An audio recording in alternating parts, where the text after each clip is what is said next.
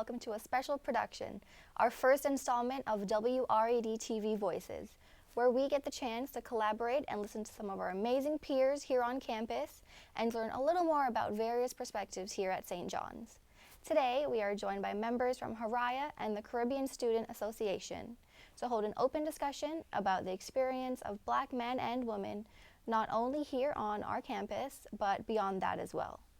Our experiences are all multidimensional, and there are many factors that play into our day-to-day lives. While we know that everyone's experiences may vary individually, we recognize that Black men and women have a very unique set of circumstances that are constantly present throughout their lives. There are many issues that stem far before any of our lifetimes that we still see in play to this very day. Today, we'd like to discuss just a few issues, how we can look forward to create a more positive future. I'm Leah Chester, and I'm your moderator. I'm joined with Phoenix Taudaso Johnson, Anastasia Gladstone, and Amel Viad. Phoenix Taudaso Johnson is a senior psychology major at SJU from Long Island, New York. On campus, she is a RISE mentor, a fellow in the Collaborative Health Integration Research Program, the Advocacy Co-Chair for the Caribbean Students Association, a Diversity Peer and Educator Common Grounds Facilitator for the Office of Multicultural Affairs, and the President for the Beta Sigma chapter of Alpha Kappa Psi Professional Business Fraternity. She is also the founder of As Told by Fee, an online platform where she discusses mental health and mental health awareness through content creation. Anastasia Gladstone is from Queens, New York. She's a senior studying journalism.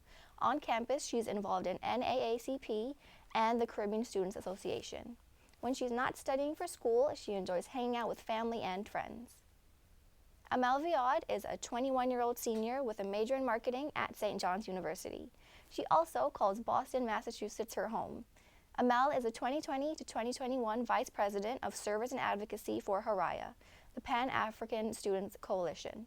Her hobbies include working out, community organizing, and hosting. Ladies, I want to thank you all so much for joining me today and picking out such great topics of discussion. Let's get started. So, drawing the conversation a little closer to home, let's talk about life here at St. John's. It's no secret that the issues of the world also tend to find their way onto our campus. Recently, as you know, it came out that a St. John's professor asked his students to talk about the positive side of slavery, and racist comments were found on his Twitter. Many students and student organizations stood up to make real positive changes on campus, many of which you all are a part of. Can you talk a little bit about what they have been doing? I can talk about, there's been a lot of moving parts. Because, situations like this are not new to St. John's. It's a cycle. Sometimes, they show up, they get more attention than others. And so there are a lot of organizations, a lot of individuals who are working at different areas. So some are working directly with an administration. Some are trying to just preach out the message of what's going on. That way students are aware of what's going on. There are people who are doing a lot of more like the underground work of researching and finding more things and getting more evidence. There are people who are collecting information about students, whether they face some type of discrimination about that professor, about other professors. And then you have even professors and other faculty members who are putting themselves out there on the front lines and, standing up with us and, standing in solidarity with us. And you're seeing a lot of moving parts, which I like. And I feel like that's how we have to look at things. And it sucks to have to spend half your day in class and half your day asking for peace.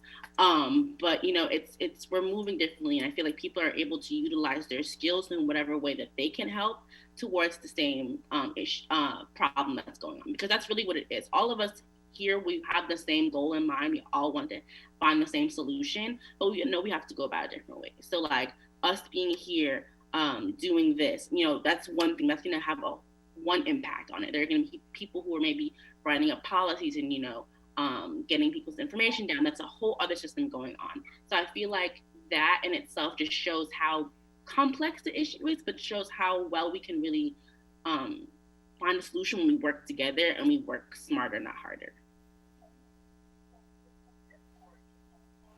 I definitely agree with Phoenix about making sure that everyone has their certain parts to play.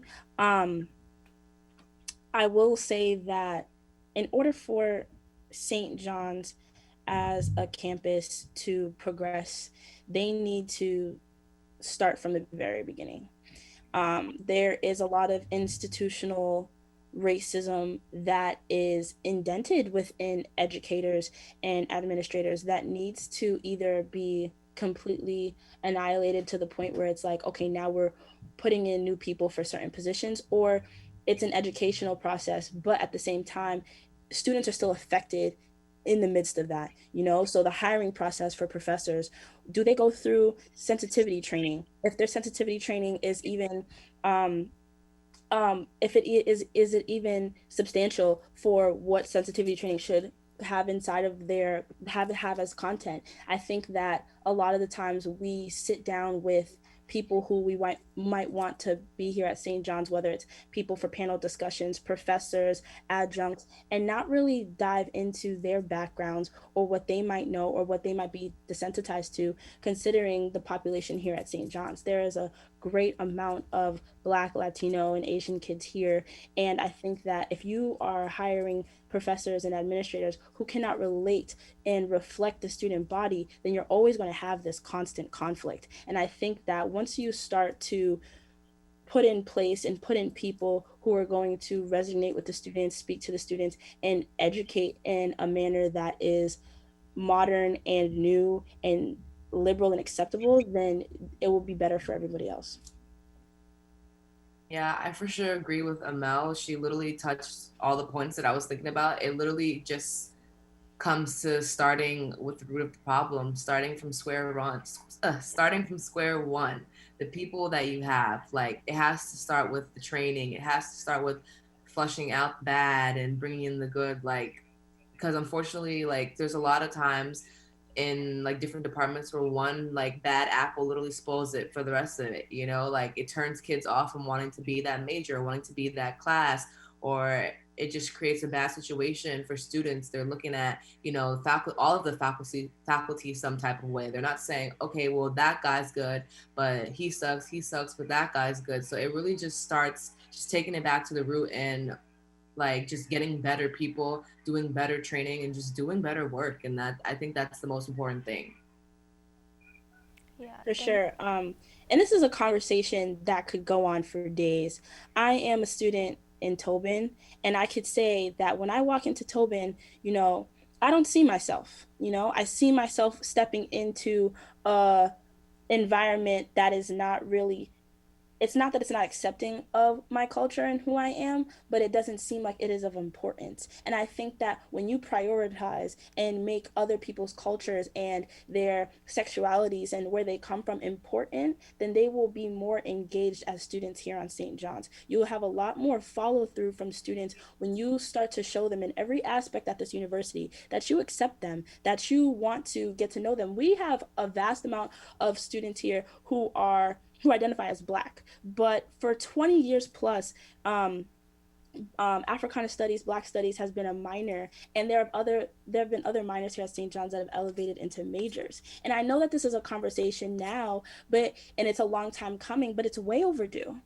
And considering New York, and considering us being in Queens, New York, I feel like Africana Studies or Black Studies should have been a major a long time ago. And then it brings up the conversation of the spark of interest. Well, it's like we promote going overseas and going to abroad to other white countries and studying things that are predominantly white, but nobody ever promotes Black studies, nobody ever promotes Africana studies. And it's not, and that is where that institutional racism comes from. If you don't put vegetables in front of kids, they will not be more inclined to eat vegetables. So if you do not put the interest of things like Black studies and diversity and inclusivity in front of me from the very beginning, it won't be something that I want to indulge in. And so I think that when St. John's is considering, okay, what can we do to make sure that we are a more inclusive campus? Because the topic of diversity is just running around and stepping on eggshells.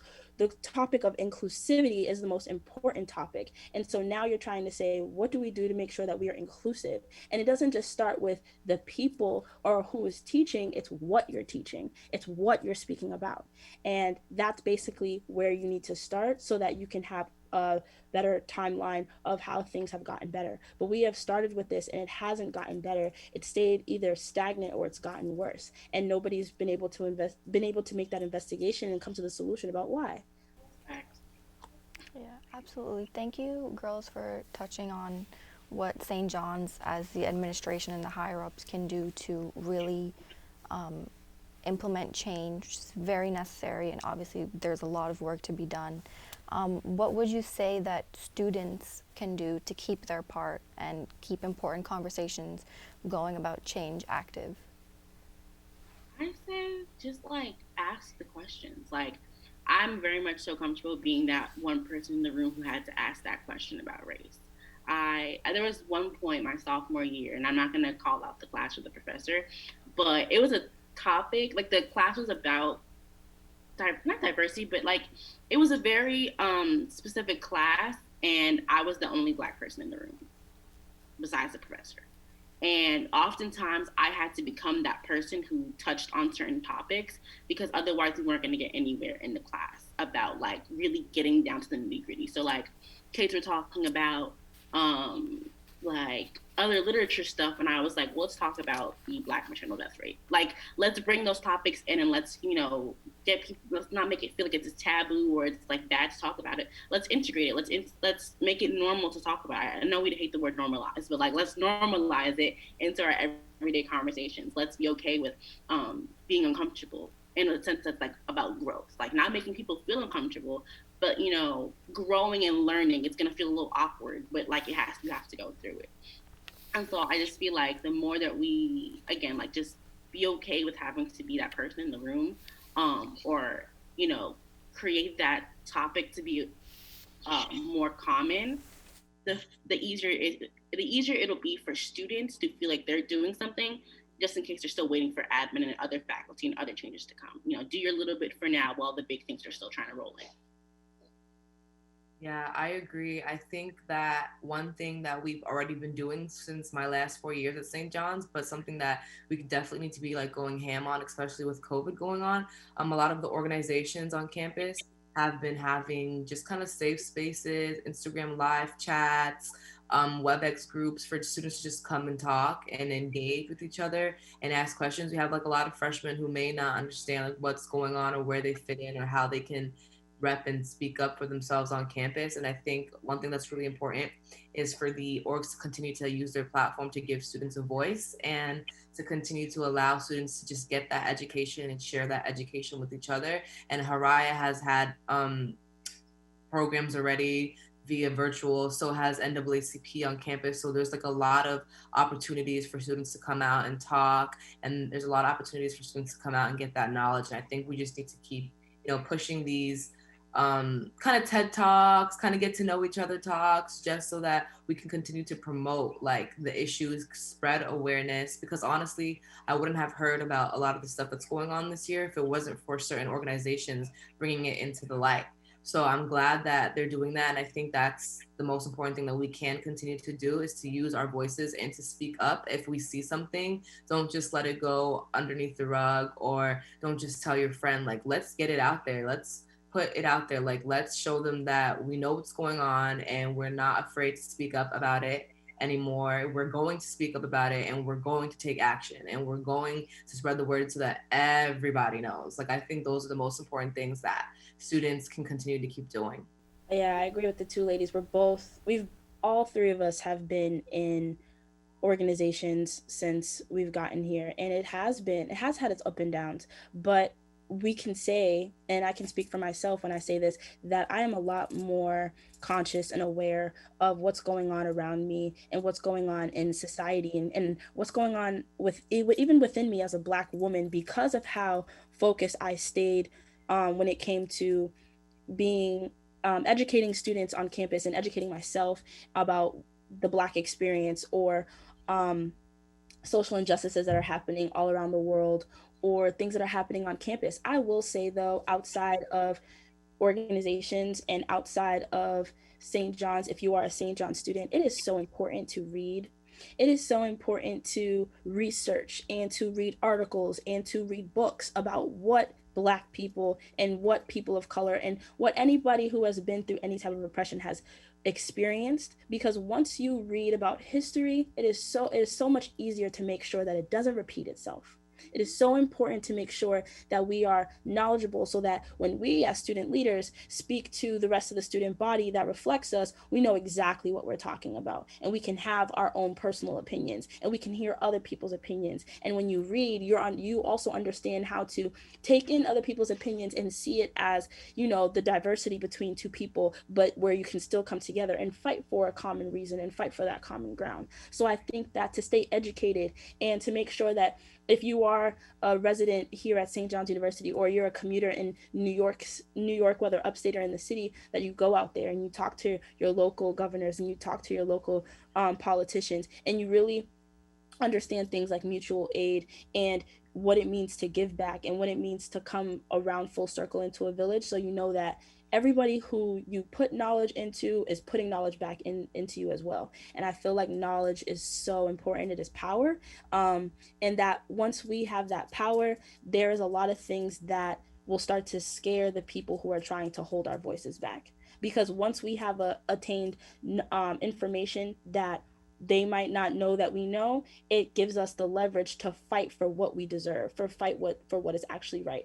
And so that goes into, like, because of COVID and because of the social distancing rules, staying on social media, or even taking a break for yourself when you need a mental break, but making sure that you stay updated with the news and making sure that you stay on top of everything will really help you progress as not just a St. John's student, but as an individual. Yeah, I love that, Emil. She made really amazing points. Like, we just keep yourself educated and help keep others around you educated, and just continue to use your voice and spread the word. I think it's like, especially from like the three of us specifically, like you said, we came into St. John's, like from most of our St. John's career, we've been involved, we've been re-educating ourselves, and it came naturally. It wasn't like we felt like, oh, I need to go do something on campus. It became more common for us to know about things. Like, I'll talk to my parents about stuff and they'd be like, well, where did you hear this? And I'm like, Twitter. And they'll be like, why are you talking about Twitter? I'm like, no, it's becoming more normal now to have these conversations, to have this knowledge. I'm teaching my parents about things and they're like, wait, what? Like, they think, it just, I feel like we're in a generation that's becoming more okay with just naturally educating ourselves. That way we don't have to unlearn a lot of things. We're just teaching ourselves the right way. And like both ladies said, like, now that we're in positions and, we put ourselves on platforms where we can educate other people and spread out that knowledge and spread out the idea of becoming a very educated Black woman, not even educated by your books, but educated on like what's going on around you. I feel like, the class of 2024, they're coming into their new chapter into their life, and it's kind of crazy, but they're seeing these faces and they're seeing these individuals who either look like them or maybe don't look like them, and they're doing all these things, and it suddenly becomes a new norm. I feel like at St. John's, and that's something I think we can be proud of, it's like it's normal to almost be like a public figure on St. John's, like whether you're doing stuff on campus, outside of campus, whether you're just naturally known as someone who can educate people, it becomes normal for us. And so that way we don't have to wait till we're in what like older to try to like now learn about things or to try to now make a change. We're making changes right now. So For sure. I will also say that it does take a toll on students. From my personal experience, I've been in Haraya since my first semester from my freshman year, and I will say that you do have to learn the skill of giving things time. Things become a lot of pressure, and you find yourself getting wrapped up in making sure that you reach out to those students who might feel alone, or reach out to those students who might feel like they've gone through a traumatic experience or a racist experience, and you want to make sure that you have the right discussion or you have the right policy change to advocate for those students. It puts a lot of weight on your shoulders, and I feel like the best advice I can give to a St. John student who might be a freshman, a sophomore, a junior, a senior who might not be involved is tread lightly going into things that you really care about, because you can find yourself being so passionate to the point where you might find yourself mentally exhausted. You might find yourself mentally drained. You might find yourself unable to feel like you can connect with them, with students anymore, because of the insecurities you've put on yourself. It happens. And especially now that we're in this epidemic, this pandemic, we find ourselves within four walls constantly, and it gives us the space and time to either have a really healthy mindset or have a really unhealthy mindset. But you have to have a balance, and you have to make sure that you know that everything that you do as a leader, it's bigger than yourself. It's bigger than who you are, and you want to project onto other people nothing but positivity, but at the same time not being soft and making sure that you get your message straight through. But you can't do that if you're not at one with yourself. So I think that stillness and mindfulness is one key that you need to have if you want to be able to stand up for what you believe in. Yeah, absolutely. Those are some great points. I definitely agree that there's so much information available just online. We can go on our phones and look it up whenever we want. And I think it's definitely so important as young adults that can think for ourselves. These things that we don't learn in school, it's all available online for us to read. And I think it's definitely all of our individual responsibilities to educate ourselves about those histories that we aren't taught about growing up in a classroom. So I just wanted to ask you all why it's so important to know these things as a student leader, because as we all can relate, as student leaders, we have a great impact on the community as well. So why would you say it's important to know that as a student leader?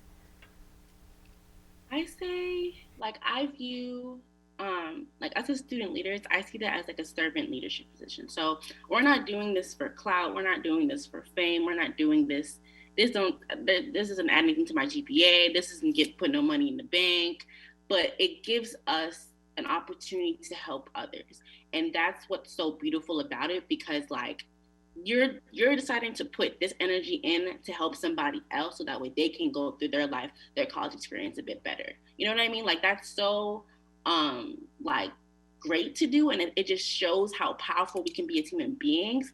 But it also shows that because you have so much influence in what you do and what platform you have, you need to be very mindful and careful about what you're talking about, and what you're doing, and taking time out to educate ourselves. We're not perfect. Nobody here is perfect. Nobody here knows everything. You know what I mean? But when we allow ourselves opportunities to be like, you know what, let me take a step back, let me think about, okay, what more can I add to this? How can I make sure my message or what I do is either a bit more inclusive, either a bit more respectful, either a bit more up to date? We're learning about new things. So suddenly, like, even things like pronouns.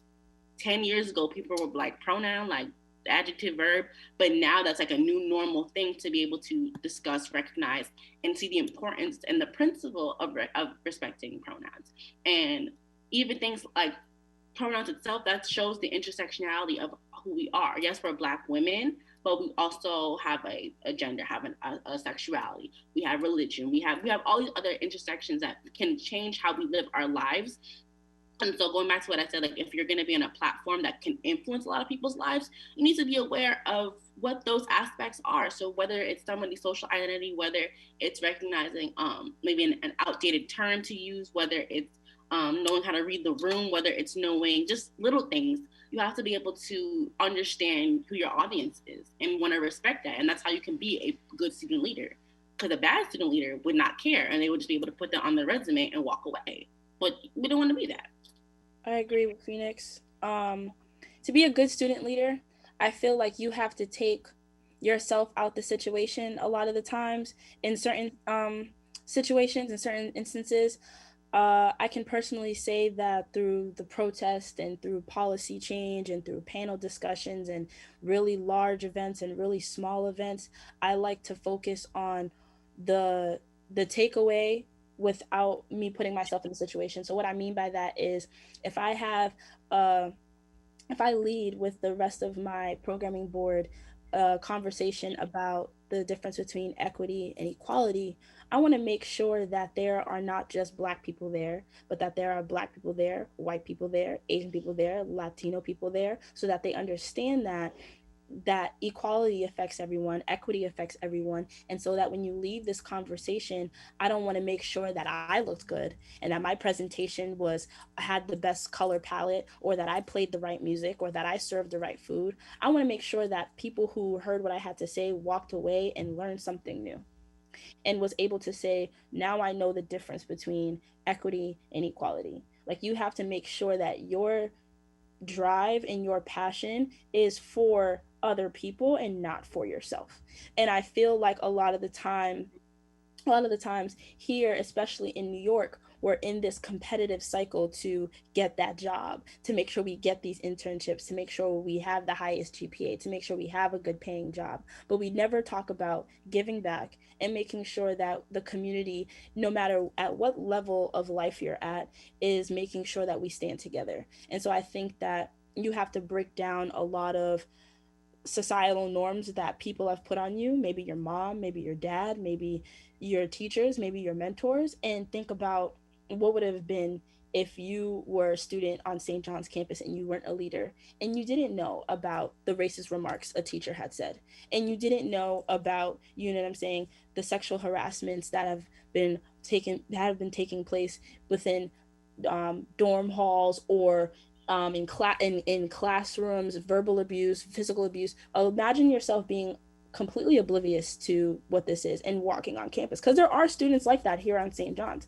There are students like that on every single campus that literally have one goal: to walk to school, get to class, take your notes, pass you in your assignments, and go back home. And a lot of the times that's what they expect of us. But a lot of the times we have to realize that we carry trauma with us. We carry experiences with us. So if I'm going into a classroom and because I'm walking in and my teacher mentions a racist remark, it might not affect a white student or an Asian student, but it might affect me, because who knows if a week before that I had another racist encounter outside of St. John's. We take our lives with us everywhere we go. We can't just take it off our shoulder and then put it back on. And for people who are able to do that, they have what we call privilege, and we don't have that. So we have to make sure that student leaders are making sure that you feel comfortable within your community, within the classroom, outside the classroom, on a quad, wherever it may be. And that is a really big responsibility. So like I said, from the jump, from the get-go, you should very much tread lightly. Yeah, thank you so much, ladies. As our discussion is coming to a close, I wanted to take a moment to put a spotlight on a few businesses you may know. It is so important to support Black business creators and everything that they do, and we want to show love to as many as we possibly can. So if you know any businesses or creators that we can support, as well as their social media handles, you can go ahead and shout them out now. I know Phoenix, you have your little Instagram page going on if you want to talk a little about that.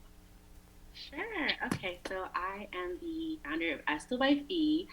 It's a mental health platform that is dedicated to just normalizing the conversation of mental health and mental health awareness through content creation. So I do all my own graphics. I'm wearing my own shirt right now. I actually just had a restock of all of my products. So I have stickers that kind of just spread out like positive messages. We see so many bad things everywhere. If you have a moment in your day where you can look at something positive, that's like real positive, not like a just be happy, like, you know what I mean? Like, that's what I care about. So my social media is at Sjlayy, sjlayy.com.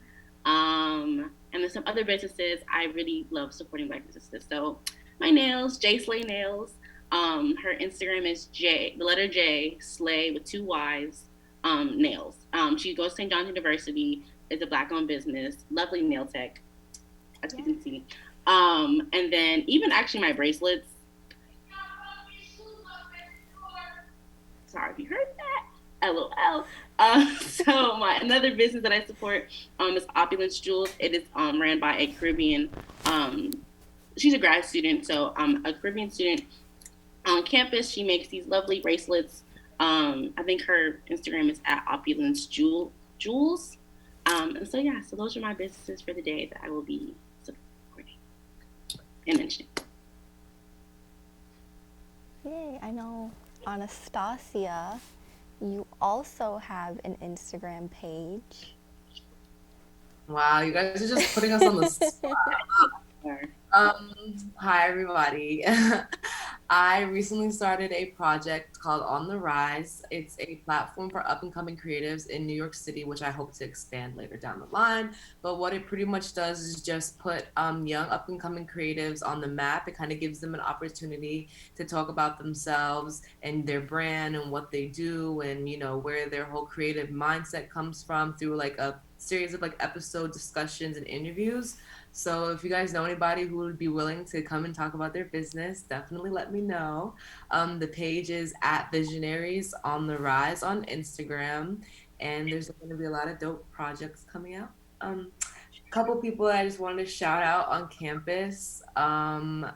There's just so many people. We have a lot of creative people on our campus, but there's a lot of girls doing hair and nails. I want to shout out Samantha Moore. She has a really big eyelash company on campus, and she's doing a lot of great things with that, called Matel Dolls. I think that's her Instagram. Don't quote me on it, but you can definitely DM me, and I can definitely point you in the direction for her. She just dropped brand new lip glosses as well. I also want to shout out Tyler Simone. She also holds it down with the eyelashes and the lip glosses. Like, any event that I have, I know I can always count on them to bring lashes to me, or to be available for me to go pick up the lashes. Tyler's a grad student, but she's always around, so she's, definitely willing.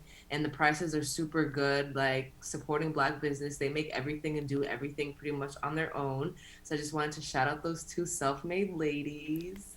And there's just so many more people on campus. Like, we definitely should have like another event or another talk about it, because a lot of Black students at St. John's are doing a lot of great things. So shout out to the Black students.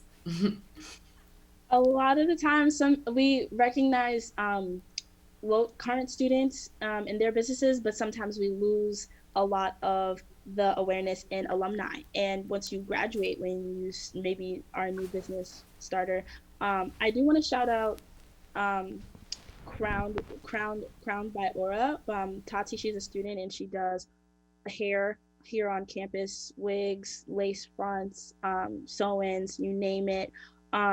Alum Adom Robinson has Take One Sportswear. It is a sportswear line that is actually really comfortable. It kind of reminds me, it's actually better than a lot of the sportswear that I've worn before.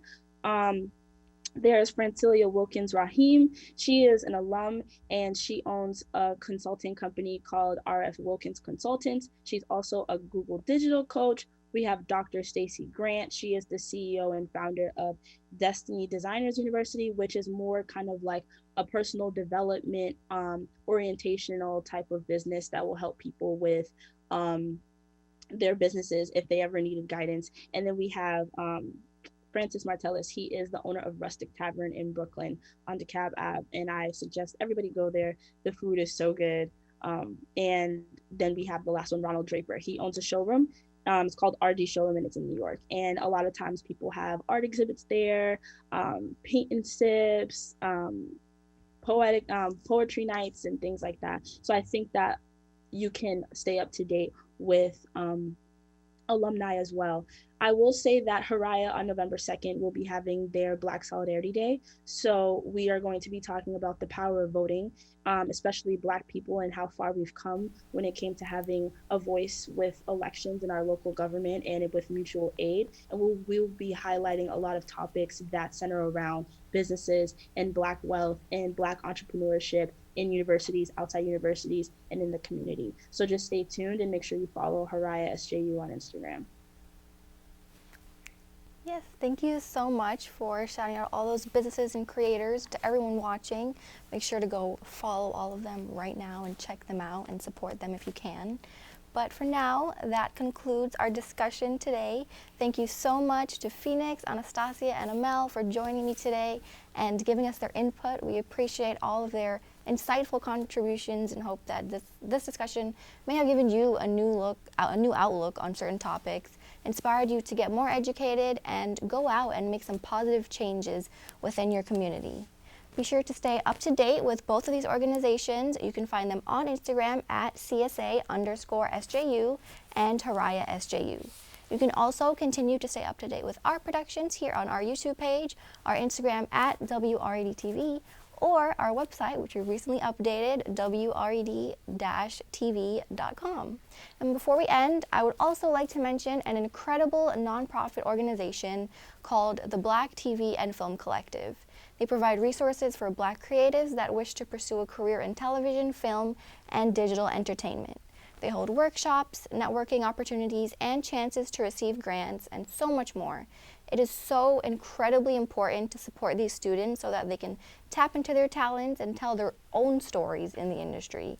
You can donate directly to this organization at www.theblacktvfilmcollective.org/support-us. Once again, I'm Leah Chester, and thank you so much for watching.